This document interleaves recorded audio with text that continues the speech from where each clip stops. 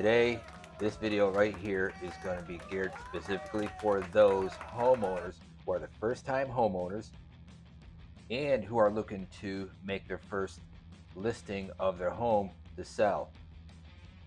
And for any of those of you who have been out of the game of selling their homes for a while, I'm just hoping that this is going to be a beneficial video for you guys. And this is based on my own perspective, my own experience. Let's get started. My name is Zorn Smake. I'm a realtor with EXP located right here in Bastrop, Texas. And before we start, I want you to hit the subscribe button right down there, because what that is going to do is it's going to help me to make better videos. And wait till the end to hit the comments. But you can also hit like anytime you want. Now, one of the first things you want to do is you need to address your finances. You need to call and contact and speak with your loan provider.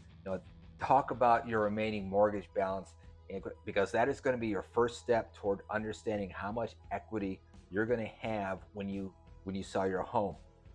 You're going to know what your payoff is, and knowing this figure is going to help you budget for any home improvements that you're going to need to make before you list and during the under contract phase. If the buyer says, I want this done, I want that done, and it's going to help you plan for your future home purchase. You're going to make a list of non-negotiables. You're going to jot down your must-haves and deal breakers, and what's your time frame to move. What's your budget for pre-listing your home improvements. What is the minimum sale price that you're going to accept. We're going to go over further on into the video. One of the first things you're going to end up having to do is research the best time to sell in your area. You can either do it on your own, or your agent is going to help you with it. You're going to need the flexibility with your timing, because you might consider waiting for a seller's market if it isn't already a seller's market. It gives you, the seller, the negotiating power, and it'll drive up your price in most cases. You've got to commit to a representation strategy. How quickly do you need to sell your home? Is the temperature of the market, what is that? And is there any challenging features of your home that may require expertise in negotiations? And you want buyers to fall in love with your home. You want to spend time getting your home move-in ready in a way that's going to appeal to the broadest range of potential buyers. The repairs and the upgrades you decide will probably depend upon the condition of the home and what the buyers in your area are looking for. Your realtor is going to be able to be a big asset for you, to identify the items that should be on your to-do list. They know what buyers are looking for. As we show homes, we hear what the buyers are looking for and talking about. My recommendation is you want to do a pre-inspection. This is going to help you avoid surprises down the road, and it's going to give you a chance to fix the items that an inspector would flag you for, where you're going to need to do the repairs during the option period. And you're going to increase the return on investments with popular improvements.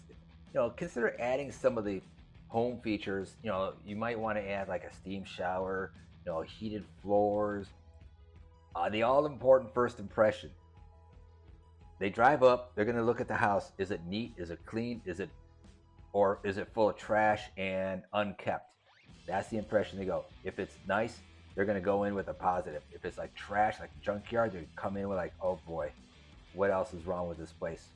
Avoiding improvements by selling as is. Instead of repairing the railing or the back patio boards, it's going to be as is. It's a way to speed up the overall sale process and limit the upfront out-of-pocket costs to you. You want to price your home accordingly. Homes are going to be accurately priced, are going to be more likely to sell in a timely manner. 50% of the homes nationwide, they sell it above our listing price, and when they accept an offer in the first week. Now, in the second week on the market, that drops to 50%, and it trends downward as the weeks go on. You don't want the days on market numbers You go like 45, 60, 75 days, 100 plus. That right there sends up red flags. There may not be anything wrong with your home, but the buyers don't know that. The buyer's agents don't know that. And what you want to do is you want to research your comparables. You want to be able to find out what your competition is exactly or closely resembling your house is selling at on the active market. Those that are closed, I forget those. That's history. Markets changed. This is your competition, your active listings. That's what you want to look at. You want to also hire an appraiser beforehand. Get him to come in and provide what the appraisal number is for the house. That right there is very important in pricing the house. As a homeowner, you think it's going to be worth 500, 800, whatever it might be, but reality is always, many times, it could always be different. Lean on your agent. They are filled with vast information and a swath of knowledge. Staging your home. You're preparing to sell your home for whatever reason it is. You're moving to a different town, moving out of state, you're relocating to a different neighborhood. If you've already purchased a home, you're more likely taking all your furniture with you. When buyers come in, they see either an empty house or items in there. This is where staging comes in. There are staging professionals that are going to come in and they're able to do the entire house, or they can do specific rooms. Get with your agent, and ask for a staging professional and have a consultation.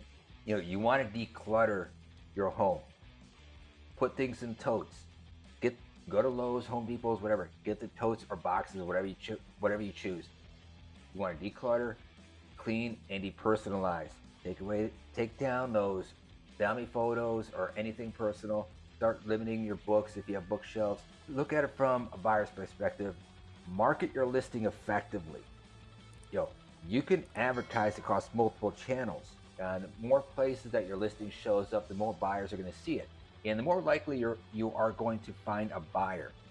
Going through an agent who lists it through the MLS, we automatically go to like 6 or 7 of the major real estate sites, like Zillow and Realtor.com. There's Facebook, there's Instagram, TikTok, and there's YouTube. And you can also invest in professional marketing photos.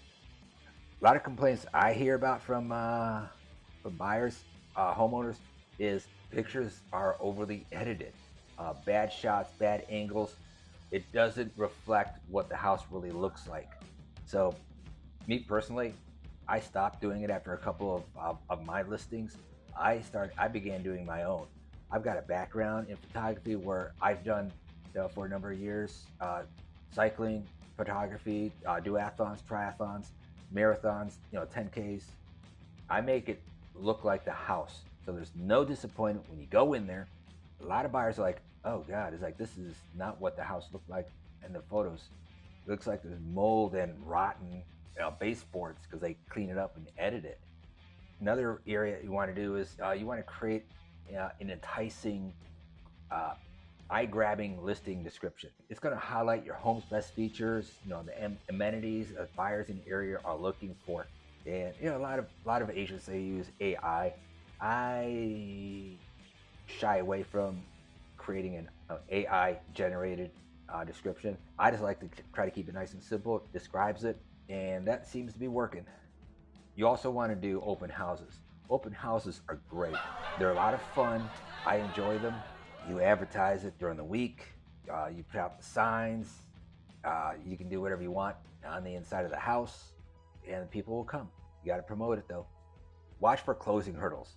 If your home has been on the market for a while and it is not selling quickly as you had hoped, you may need to rewind and address some of the steps discussed above. Making home improvements, setting a competitive price, and marketing effectively. Does your agent sit down with you, on a weekly basis, at least once a week, and give you a rundown of any phone calls, who they've been talking to, giving you a report of what's going on. Another key factor is, if you're not getting any traffic or showings, look at the price. The price is the number one killer in cutting down traffic. Have a heart-to-heart, open-minded discussion with the agent. Bad home inspection report is, whether the home inspection report reveals a small fixes or big problems. Be prepared to negotiate after the report is completed. If the home appraisal is too low, if the value of the home comes in below the loan amount, the buyer will have to come up with a difference in cash or walk away from the deal. This is why it's important to get the pre-appraisal before you list it. That way you have a good idea of where the starting point is. Because if there's a huge difference, it's going to be, it's going to cause a lot of frustration. My very first listing, they wanted to start off at $500,000. I told them get an appraiser. They said no. There's another house, a lot of repairs that need to be done. Blah, blah, blah, blah, blah. Anyways, needless to say, going on the second agent after they fired me, about 3 months later, guess what the house sold for? It went from $500,000. The price went under contract at $429, and it sold at $400. This house could have been sold in 2 weeks instead of 3 months. Now, the other factor is that may cause issues is financing failure on the buyer's end. During the underwriting process, it's possible that your buyer's financing, could fall through. It happens. Now, as the process moves along, obviously you've got to move out. Plan for moving costs. Make sure you take steps to prepare to avoid any costly surprises on moving day. Moving is expensive, man. It's not just a couple $100. It can be a few thousand. And be prepared to move quickly. The average time it takes to sell a house varies. It can be within the same day you list it. It can be 3 months later. You have the closing, because if you have a cash buyer, it can take anywhere from 14 days more. If it's financed, 21 days, 28 days, whatever it is, whatever you guys agree upon as the closing date between the seller and buyer. You've got to be out of the house before that closing date. You've got to fulfill your closing obligations. You, the seller, are responsible for some legal documents and processes along the way. You've got to complete repairs. You got to obtain certifications. And if you're obligated to complete repairs as a condition of your post-inspection negotiation, it's your responsibility to complete those tasks before closing. Because if they're not done, the buyer can walk away with no ramifications on his end. Now, you've got to submit your seller's disclosure in the very beginning.